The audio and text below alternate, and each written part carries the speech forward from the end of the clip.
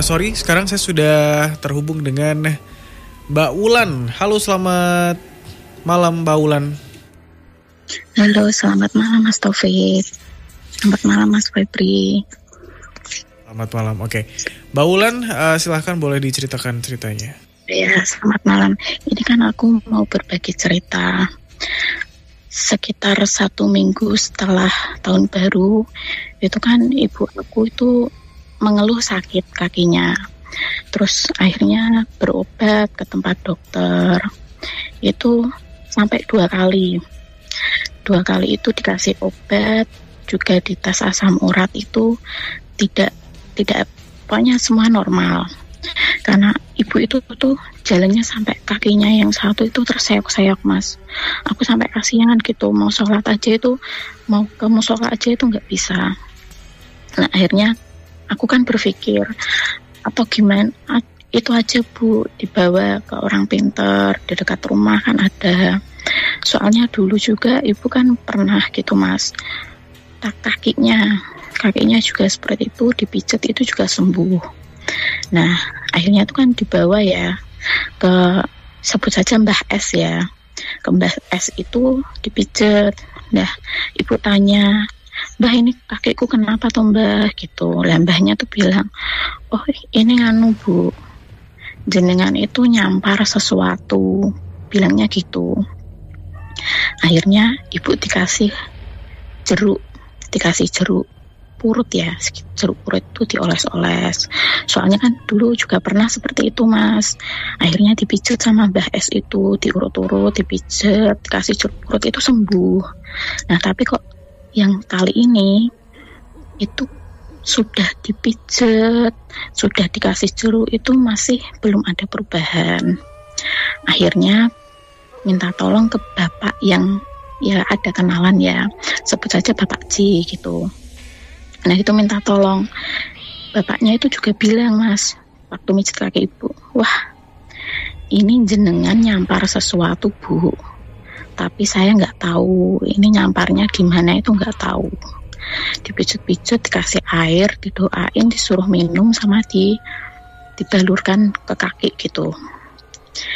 Itu 2 hari Mas, 2 hari sama sekali nggak ada perubahan. Sampai WA lagi kan, WA sama bapaknya itu cerita, Pak ini gimana kakiku kok nggak sembuh-sembuh. Bapaknya bilang, nggak apa-apa Bu, sebentar lagi juga sembuh. Cuma bilang gitu toh. Ibuku kan udah nggak tahan Mas, karena kan ibu juga kerja di pabrik gitu ya. Akhirnya minta tolong ke tetangga aku juga Mas, juga orang pintar gitu, Bapak M gitulah sebut saja. Lah bapaknya itu waktu mijit ibu kan ditanya, Pak kenapa kakiku Pak? Lah bapaknya itu bilang gini, waktu megang pahanya ibu itu Mas, kan ibu kesakitan, terus bilang ini, wah Bu, ini jenengan kalau telat sedikit saja ini sudah menjalar ke atas. Maksudnya ke atas itu sampai kepala Mas. Tapi emang itu ibu merasakan yang awalnya cuma kaki, naik ke paha, ke pinggang, terus ke pundak, itu badannya sakit semua Mas. Kalau pagi itu bangun tidur tuh nggak apa-apa, tapi nanti kalau sudah waktu siang apalagi malam itu jalannya itu sudah terseok-seok gitu Mas. Selang beberapa hari juga ibu juga nggak ada apa-apa Mas, dikasih air itu juga ibu nggak kenapa gitu. Akhirnya ibu kan juga pusing ya Mas, akhirnya minta tolong sama om aku kan rumahnya Salatiga, terus minta tolong dicariin orang pinter gitu lah. Nah dicariin orang pinter itu, delalah Mas, itu kan masih saudara sama Simbah, dibawa ke situ. Nah anehnya Mas, kata ibuku waktu melihat Simbah itu, Simbah L gitu ya, ibu tuh kayak rasanya tuh ketakutan Mas, badannya merinding semua ketakutan. Waktu dipegang Mbah L itu, ibuku rasanya ketakutan gitu. Nah setelah itu kan dipijat Mas, tapi Simbah itu cuma hari-hari tertentu aja, pokoknya sekitar minggu wage atau apa gitu, aku lupa ibu cerita itu. Pokoknya hari-hari tertentu gitu.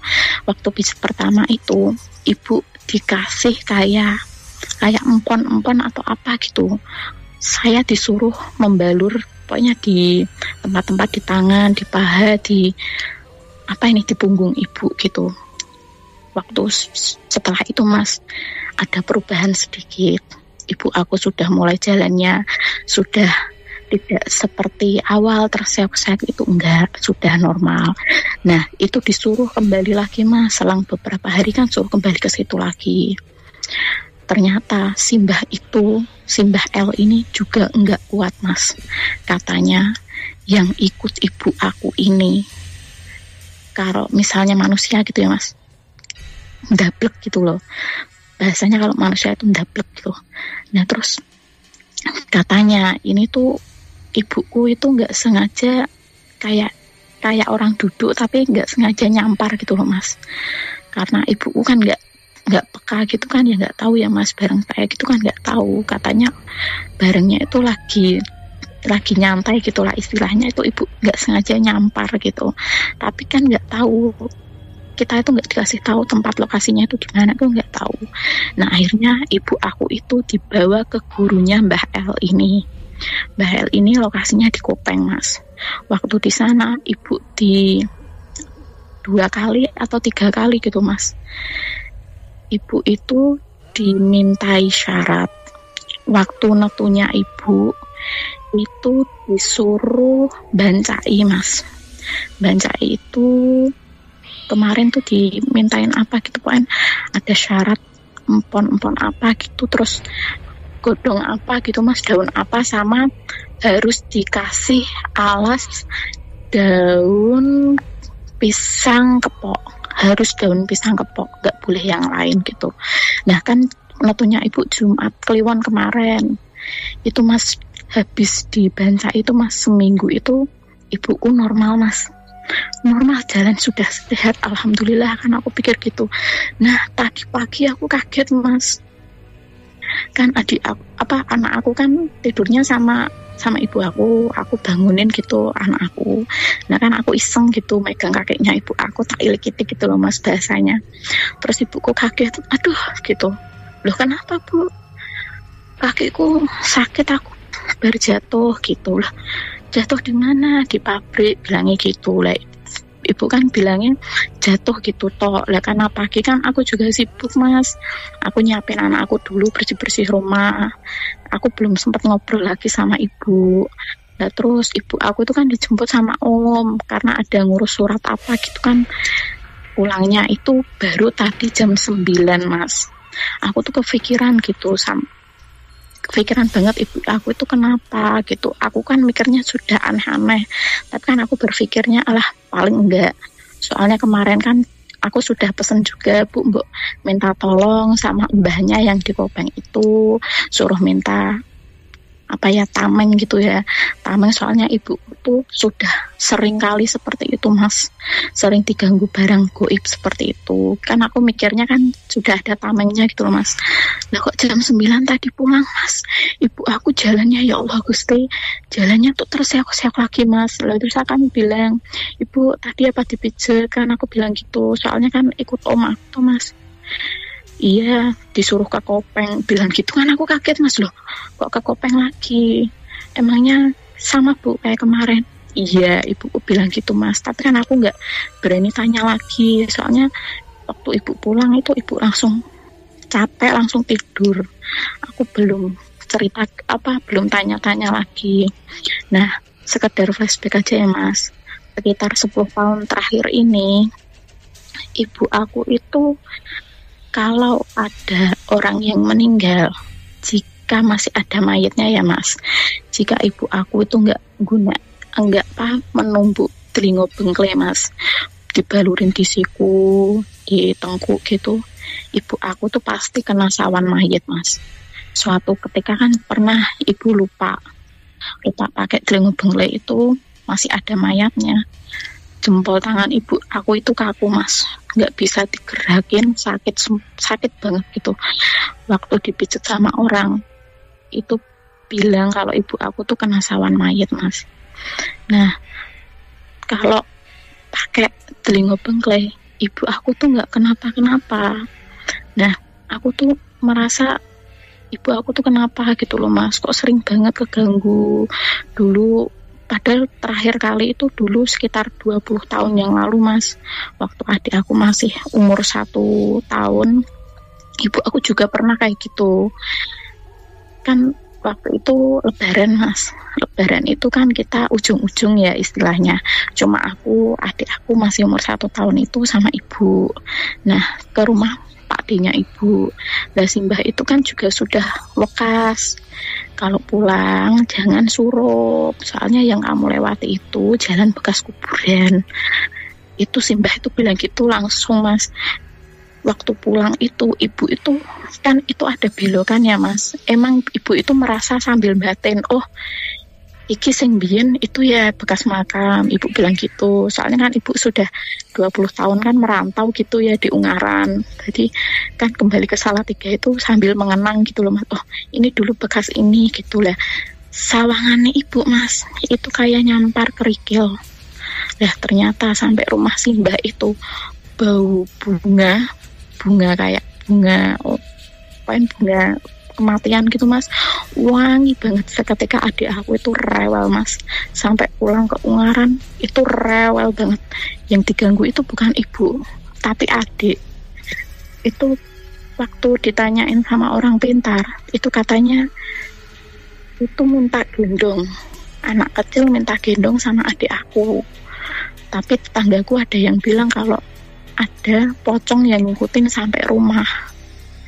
Itu setelah itu satu rumah itu dikasih garam itu Mas, garam grosok disebar di sudut-sudut rumah gitu. Akhirnya kan aku kan udah lupa, sekitar itu kan sudah 20 tahun yang lalu ya, aku umur 10 tahun gitu, aku lupa. Akhirnya adik aku bisa sembuh dan barengnya itu katanya minta dibeliin mainan dan itu diantar sama tetangga aku. Jadi tetangga aku sama anak kecil itu ke pasar buat nyari mainan, buat gantiin mainan yang sudah disampar ibu aku tadi. Nah, yang jadi pertanyaan aku Mas, ibu aku tuh kenapa? Ini tuh murni usil ulah makhluk halus atau ada seseorang yang gak suka sama keluarga aku terus kena ibu atau gimana? Itu Mas yang ingin aku tahu.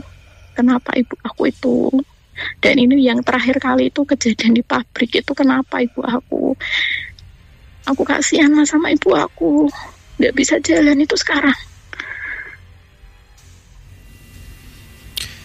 Oke, Mbak Wulan, sebelumnya kita turut prihatin ya, dan silakan Mbak Febri. Ya, selamat malam Mbak Wulan. Ya, selamat malam Mas Febri.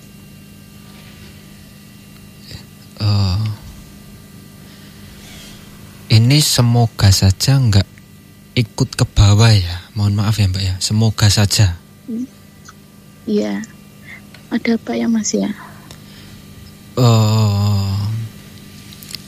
Kalau mohon maaf ya istilahnya ya. Kalau kiriman dari orang yang nggak suka, kalau menurut saya bukan.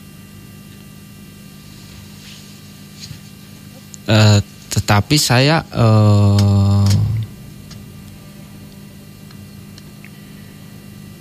curiga ya Mas ya, curiga ibunya Mbak Wulan ini entah kenanya di mana, saya kurang paham, entah itu di pabrik atau di jalan ya Mas ya. Kayak yang dibilang kalau orang Jawa nyampar itu benar,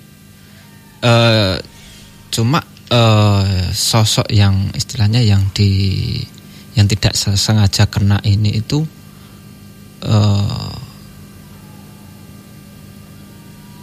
kayak memang sosok ini memang sengaja ditanam di situ untuk mencari apa ya istilahnya kayak tumbal gitu loh Mas. Tetapi semoga saja enggak seperti itu ya Mbak ya. Semoga saja. Berarti total udah 2 minggu ya Mbak, atau 1 bulan, sorry? Oh itu waktu kejadian yang pertama Mas, itu kan 1 bulan. Soalnya kata yang Mbah L ini, yang Mbah Salatiga itu kan bilangnya, oh ini kamu kenanya Selasa Kliwon. Waktu aku hitung-hitung kan sama ibu, wah Selasa Kliwon itu hari Selasa sebelum Natal Mas. Waktu Selasa Natal itu kan Rabu, lah itu Selasanya itu kan Selasa Kliwon. Lah ibu katanya kenanya itu di hari itu. Nah itu kan terus ibu aku kan bancaannya itu Mas Jumat kemarin itu, Jumat Kliwon. Nah itu baru sembuh 2 minggu Mas. Nah tadi malam itu kena lagi.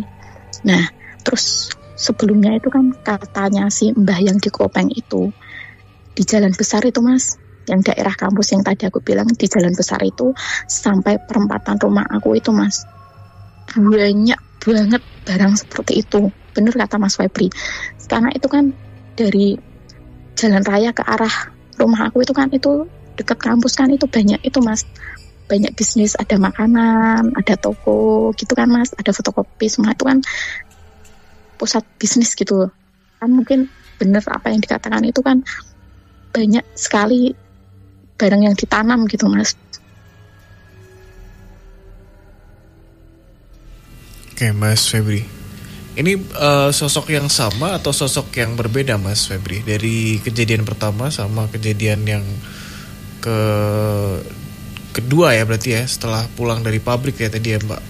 Iya, kedua kali.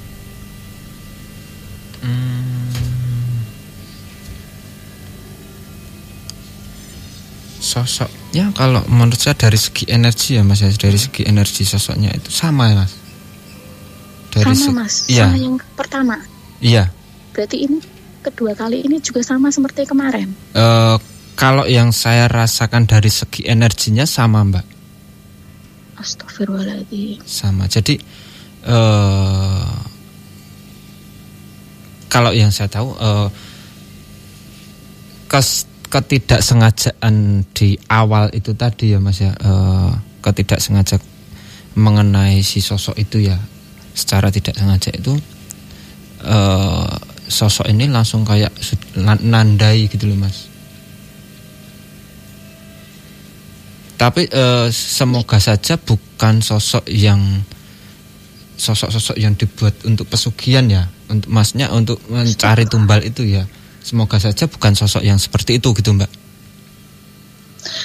Mas itu ibu aku harus gimana ya Mas? Soalnya kan kemarin katanya waktu yang Mbah di Kopeng itu kan bilangnya, oh ini mau lepas, kalau kamu istilahnya diri kamu dibansai, diweton kamu, terus ada syarat-syarat gitu Mas.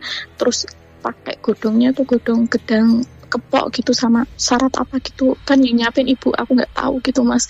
Katanya kalau minta dibansai itu barangnya mau lepas gitu, kok sekarang kok kayak gitu lagi. Ibu aku harus gimana ya Mas ya?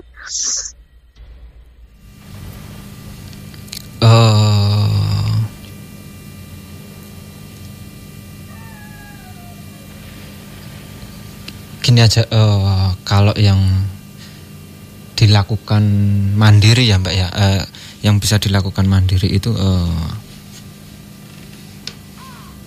kalau pas hari Neptunya itu dipuasain gitu 3 hari, jadi hari Neptunya itu diapit gitu. Maksudnya gimana? Diapit tuh maksudnya gimana? Seumpama hari Neptu tuh hari kelahiran. Sorry, misal hari kelahiran kayak misal saya Rabu Wage, berarti sebulan hanya sekali doang dong Rabu Wage, atau setiap hari Rabu? Enggak, pas hari Rabu Wagenya itu. Jadi Rabu Wagenya itu kalau kita puasa 3 hari diapit ya Mas. Rabu Wagenya itu di tengah-tengah. Oh berarti 1 hari sebelum hari Neptu dan 1 hari sesudah. Ya. Gitu. Kalau pengen segera gitu ya semoga saja segera sembuh gitu. Cuman kalau nunggu Neptu apa enggak kelamaan ya? Iya, kalau pengen segera sembuh gitu, ya semoga saja ya, kita kan mintanya kesehatan gitu ya Mas ya. Puasain Senin Kamis gitu Mbak. Itu rutin Mas, kalau yang Senin Kamis itu. puasain Senin Kamis niatnya untuk ya membersihkan badan dari hal itu ya, yang terutama dari ini tadi ya Mbak ya, kejadian ini tadi.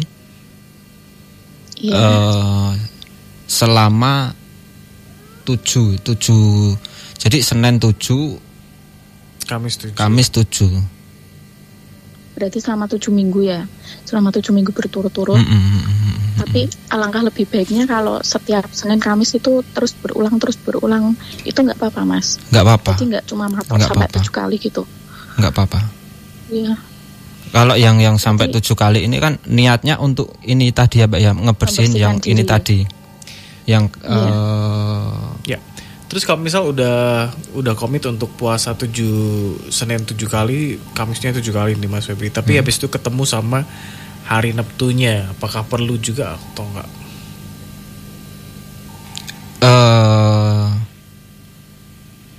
Sementara jangan dulu.